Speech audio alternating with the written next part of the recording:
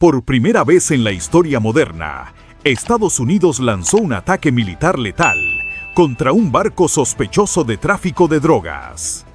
A las 4:25 de la madrugada del 18 de octubre de 2025, los radares del USS Tripoli detectaron 3 embarcaciones sin bandera, navegando sin luces frente a Corpus Christi, Texas. Lo que parecía otra operación de contrabando se transformó en una pesadilla militar. Los escáneres infrarrojos revelaron la verdad. Los barcos transportaban químicos de alta toxicidad, armas pesadas y lanzadores antiaéreos. No eran traficantes, eran unidades de combate camufladas, dirigidas directamente hacia el corredor energético de una zona que abastece 1/5 parte del combustible del país. ¿Qué harías tú si descubres que el enemigo ya no está al otro lado del mundo, sino frente a tu costa? El mensaje codificado retumbó por los canales de comunicación como un eco de guerra contenida. Ejecuten Iron Wave. En cuestión de segundos, la calma en el Golfo de México se transformó en un campo de batalla. Desde la cubierta del USS Tripoli, los operadores vieron cómo el primer misil, Hellfire 2, se elevaba como una línea ardiente, partiendo la oscuridad. A casi 1000 millas por hora, surcó la distancia entre la duda y la historia. Un estallido deslumbrante iluminó la noche, y el barco enemigo se desintegró en una columna de fuego que pareció detener el tiempo. La explosión no solo destruyó acero, destruyó la ilusión de que la frontera marítima seguía siendo un límite seguro. El segundo blanco cayó con precisión quirúrgica. Un MH-60 Seahawk descendió como un halcón metálico, lanzó su misil guiado por láser y convirtió al navío en una bola incandescente que rugió sobre las olas. El mar, antes sereno, ardía con destellos naranjas reflejando la magnitud del contraataque. En la distancia, el tercer barco, averiado, giraba sin control, meciéndose entre el humo y la espuma. Los tripulantes del Trípoli lo observaban en silencio, conscientes de que ese silencio no era paz, sino preludio. Lo que acababan de iniciar ya no se podía detener: la primera operación militar directa contra un cártel transnacional. Cuando los marines abordaron los restos flotantes, lo que encontraron confirmó las peores sospechas. Bajo lonas empapadas y bidones corroídos por el calor, aparecieron microchips con inscripciones chinas, mapas satelitales con rutas de energía estadounidenses y transmisores cifrados conectados a redes fuera del hemisferio. Aquello no era una ruta de contrabando improvisada. Era un operativo militar encubierto, diseñado para atacar la columna vertebral energética de América. La línea que separaba al crimen organizado de la guerra abierta acababa de borrarse. Mientras el humo se disipaba y los fragmentos ardían sobre las olas, la pregunta que flotaba en el aire era inevitable. ¿Había hecho Estados Unidos lo correcto al disparar primero? Algunos lo llamarían defensa preventiva, otros agresión. Pero quienes presenciaron aquella noche sabían que, si no hubieran actuado, las consecuencias habrían sido inimaginables. En ese instante, el mundo comprendió que la guerra moderna ya no empieza con una declaración, sino con una orden encriptada y un misil encendido. El amanecer sobre el Golfo de México no trajo luz, sino fuego. A las 7:05 de la mañana, los radares costeros detectaron 6 puntos moviéndose a una velocidad anómala, casi rozando la superficie del mar. Provenían del espacio aéreo cubano, pero su firma térmica era distinta a cualquier dron comercial o militar conocido.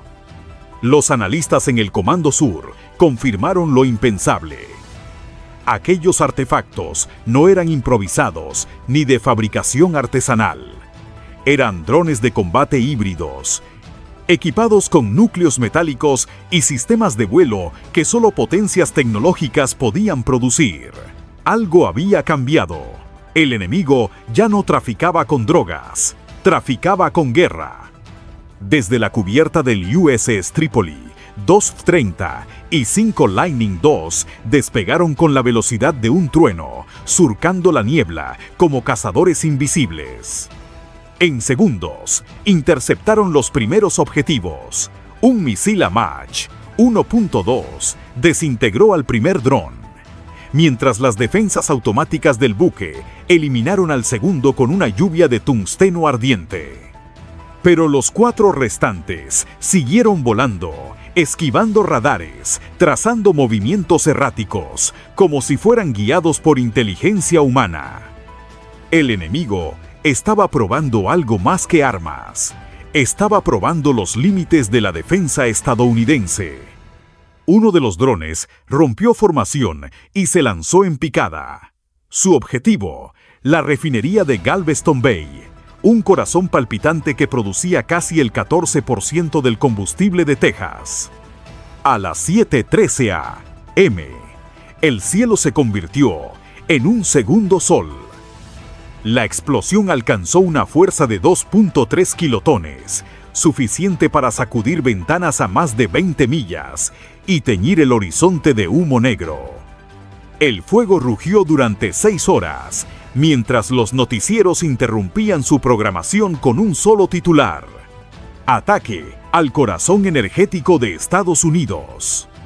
El impacto psicológico fue inmediato.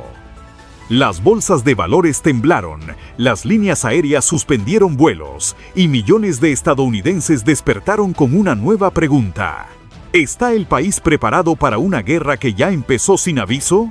En cafeterías, oficinas y bases militares, el miedo se convirtió en conversación. Si un cártel, aliado con potencias extranjeras, podía golpear Texas, ¿qué impediría que el próximo objetivo fuera Houston, Nueva Orleans o incluso Washington? La era del contraataque invisible había comenzado. La señal fue rastreada con precisión quirúrgica. Desde el Comando Sur, los satélites de reconocimiento confirmaron que el epicentro del ataque provenía de las costas de Veracruz, México, una zona aparentemente tranquila, pero llena de rutas clandestinas hacia el Golfo. En cuestión de horas, se organizó el Task Force Horizon, una fuerza conjunta integrada por Marines, agentes de la DEA y unidades especiales de la Guardia Costera. Su misión era clara: localizar, infiltrar y destruir la fuente del contraataque.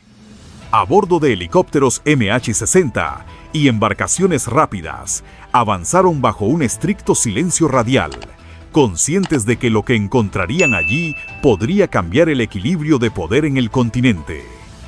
Los drones de reconocimiento RQ-180 Sentinel fueron los primeros en ver lo que los radares no podían detectar: una estructura subterránea oculta bajo metros de arena endurecida. Desde el aire parecía una simple costa abandonada, pero las imágenes térmicas revelaban algo monstruoso: conductos de ventilación, generadores eléctricos y silos metálicos alineados como un corazón latente bajo tierra. Era una instalación completa de ensamblaje y lanzamiento de drones, con el emblema del Cártel de Jalisco Nueva Generación, CJNG, grabado en los contenedores. No era una bodega ni un escondite improvisado, era una fábrica de guerra. Al ingresar, los equipos tácticos encontraron cajas marcadas con caracteres rusos, módulos electrónicos de diseño asiático y alas de fibra de carbono listas para ensamblar. Cada componente era una pieza de un rompecabezas internacional. En ese momento, los analistas comprendieron que el CJNG ya no actuaba solo, había formado parte de una coalición clandestina, un eje entre el crimen organizado y actores estatales extranjeros. Lo que hasta ese día era considerado narcotráfico, se revelaba como una guerra híbrida, patrocinada por potencias que buscaban debilitar a Estados Unidos desde dentro. Pero la operación estuvo a segundos de convertirse en tragedia. Cuando los marines llegaron a la sala principal del complejo, detectaron C4 activo en el perímetro. Los relojes marcaban 38 segundos. Los expertos en desactivación, EOD, trabajaron bajo un silencio absoluto. Cada cable cortado era un latido más de vida. A un segundo de la detonación, la señal del temporizador se apagó. El complejo entero quedó inmóvil, como si hubiera contenido la respiración. Lo que siguió fue un hallazgo que redefinió la guerra moderna. No estaban enfrentando a un cártel, estaban enfrentando a una red internacional de guerra encubierta, capaz de fabricar su propio arsenal en suelo aliado. A las 14:45 horas, despegaron 2 bombarderos B-2 Spirit desde Missouri. Su misión: destruir 3 centros de mando enemigos en la Sierra Madre. Simultáneamente, los destructores USS Lassen y USS Hopper lanzaron misiles Tomahawk hacia las costas de Veracruz y Tamaulipas. En minutos, el mapa del Golfo ardía en rojo. Las explosiones registraron 3.4 grados en la escala Richter, borrando toda señal enemiga en un radio de más de 60 millas. La operación fue tan precisa que no se reportaron víctimas civiles. El enemigo había sido silenciado. El reporte oficial indicó 29 objetivos destruidos y 73 drones neutralizados, pero los analistas de Cibercomando detectaron algo inquietante. Una cadena de transferencias de criptomonedas moviéndose hacia Caracas, Managua y Bogotá. El enemigo no había sido derrotado. Se estaba transformando. Los restos del CJNG se aliaban ahora con mercenarios venezolanos y programadores del este de Europa. La guerra contra las drogas se había convertido en una guerra híbrida, una batalla librada con código y pólvora. ¿Crees que las guerras del futuro se pelearán más con computadoras que con armas? Al amanecer, mientras el humo se disipaba sobre el Golfo, el mundo entero observaba lo ocurrido. Los mercados temblaban, las embajadas debatían y los satélites mostraban solo cráteres donde antes hubo fortalezas. La operación Ola de Hierro no solo destruyó bases, cambió el significado de la guerra moderna.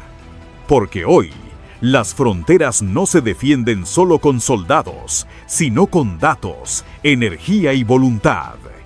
Y aunque los enemigos se oculten bajo banderas falsas o detrás de pantallas, América no negocia con el caos, lo desmantela.